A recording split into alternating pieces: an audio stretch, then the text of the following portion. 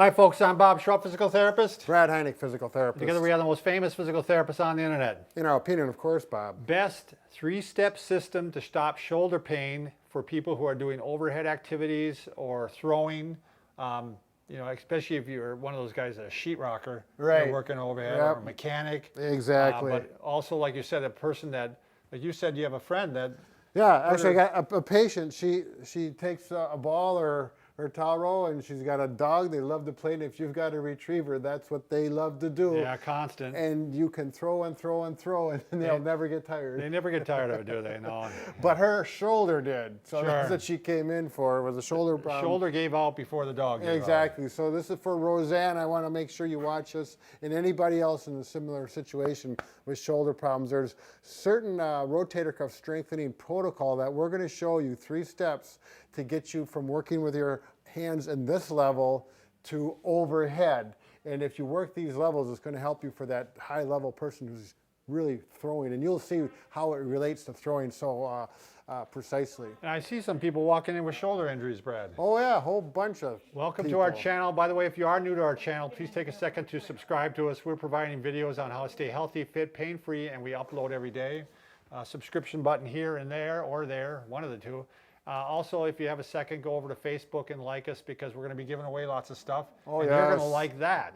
So, all right, Brad, let's go ahead and get started. Always the pun on words, Yeah, Bob. that's Okay. right. It's lots of fun. One thing you're going to do now, if you just injured your shoulder, it's very sore, you may not be ready for this yet. This is after it's starting to improve. You're starting to get some movement. You may be able to lift it up about this high. And the first thing, and this is kind of a gold standard, wouldn't you say, for most therapists, is the innies and the outies. Sure.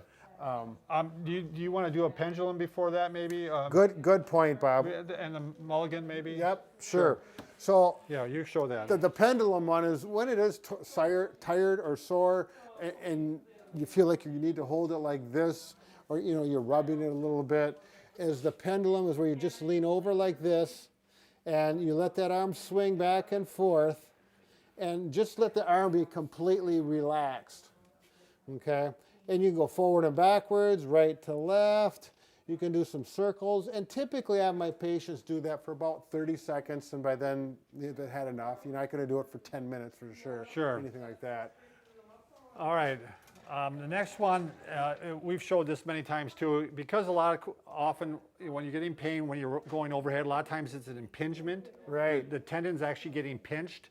And to help set the head of the shoulder down in, what you do is you go ahead and put your hand on a countertop. This one works out well for me because I'm really tall. Right. But if you're shorter, I know a countertop is going to probably be plenty of height. If you're less than 6 foot, you'll be fine Less there. than 6'6". So what you're going to do is, and we've showed this many times, you keep the arm straight, and you're going to push down through the arm. If this wasn't here, I'd be pushing down like this. Right. I'm pushing the whole time, and that's setting that shoulder down in there. And I walk back up again. And you can do a good 3 to 5 of these. Right. And you can do these every hour if you want. And you'll only do them as when you do it, it feels comfortable. Yeah, It takes the pain away. if this is causing pain, you don't do it. Right. If you can only go this far, just go this far. If you can go all the way down like this, go all the way down like that. Right. So, Yep. And as that gets better, you'll notice this will start to get better. Right. But then we really want to get that rotator cuff and get that ball sit in there with other activities when we start to do the lifting and overhead activities. and as you were saying, Brad, external rotation, or what you call them, these are outies and these are innies. External rotation, that is the gold standard, like we usually start with Yep. most people. Typically, a therapist will have you go like this and do manual muscle tests, and those external rotation muscles are the ones that are oftentimes very weak. Yeah.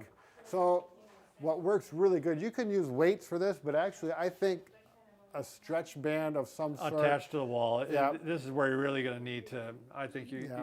it's hard to get by without It works well. So phase number 1, when we talked the 3 steps, this is the first step. Once you get things moving with some of those tips we just showed you, is you're going to hook the band up, to the door or somewhere in your house or wherever you have the space to do it, and you're going to start with the outies. So if my left shoulder is the one that's Use injured, a towel, Brad? yep, Okay. we're going to do this. But one thing's important is that your elbow stays the right distance from your ribs. So you take a towel roll like this, put it there, and you can start the exercise. And if the towel falls out, you know your elbow went too far away from your body. So keep that trapped in there. Don't do this or this. He's keeping the arm at a right angle. Right. 90 degrees. Yep. And I usually have people start out with 10, and if you're doing them like this, like I can already feel that muscle. I have no injury. Yeah. It's working. I These can are feel small muscles. Yeah, don't think you need to have a lot of weight or a lot of resistance, because they are not big muscles, and even on a big guy, Exactly. you can get by with maybe a couple bands. Sure. And you do 10 to 15 of these, and then all you do is turn around, and you get the opposite muscle group in this direction. I'm going to show you this way so you can see what I'm doing on the other arm. Switching arms. You're just pulling in, but the exact same mechanics, just the opposite resistance into the stomach. One little hint, and this happens a lot with people early on in the recovery phase. They can get out to about to here, and then over here, they get sharp pain. Sure. So you're going to work it in the pain-free range. As it improves, that range will typically improve and get back to normal. Yep. So 3 sets of 10 here, or 10 here. You're going to turn this way, do 10 here. That equals 1 set. Do 3 sets of 10 of those. When that gets pretty easy, then you go to phase 2, which is instead of the elbow with the towel roll, elbow out to 45 degrees right there. So it's halfway between, this is 0, this is 90, you're halfway in between. Right, exactly. And then at this point, we can't go sideways to where the post is, where the anchoring post is.